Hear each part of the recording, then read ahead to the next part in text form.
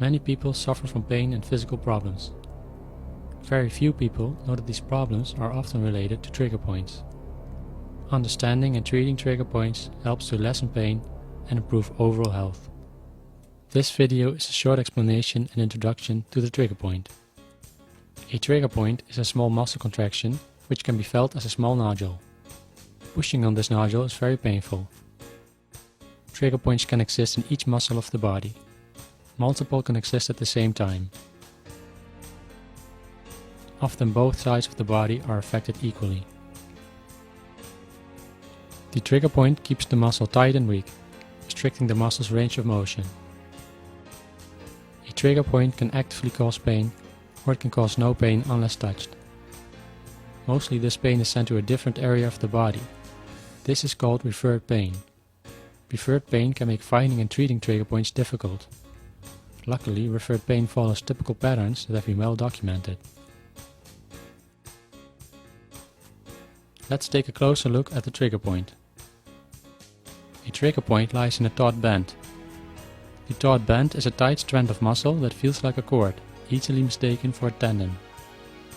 The trigger point itself can be felt with the fingertips when its location is superficial. The size varies from a pinhead to a pea.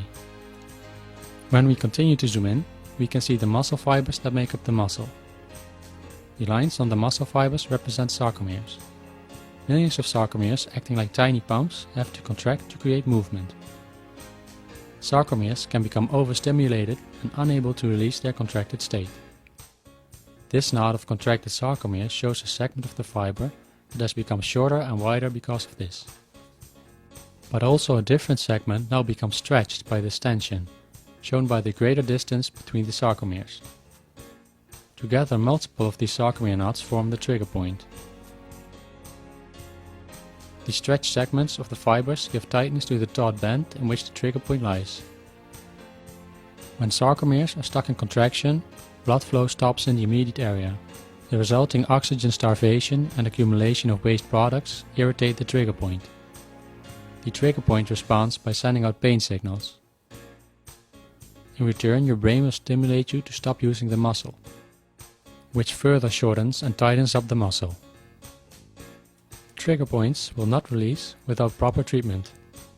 The most effective way to treat a trigger point is applying deep stroking massage directly to the trigger point. This can be done without the help of others. Deep stroking massage means performing a series of deep strokes across the trigger point nodule. In this example, a rubber bouncing ball is placed between the body and the wall to reach the trigger point in the lower trapezius on the back side of the body. You can see the ball moving slowly and deeply in short strokes from one side of the trigger point to the other. Series typically consist of about 8 to 12 strokes and are performed about 5 to 10 times a day. By using deep stroking massage, you are milking the trigger point, so to speak. Blood and lymph fluid is moved out containing waste generated by the contracted muscle fibers. Each time you move over the trigger point and release the pressure, fresh blood immediately flows in, bringing fresh oxygen and nutrients. It may take several weeks to return the muscle fibers to their normal state and fully release the trigger point.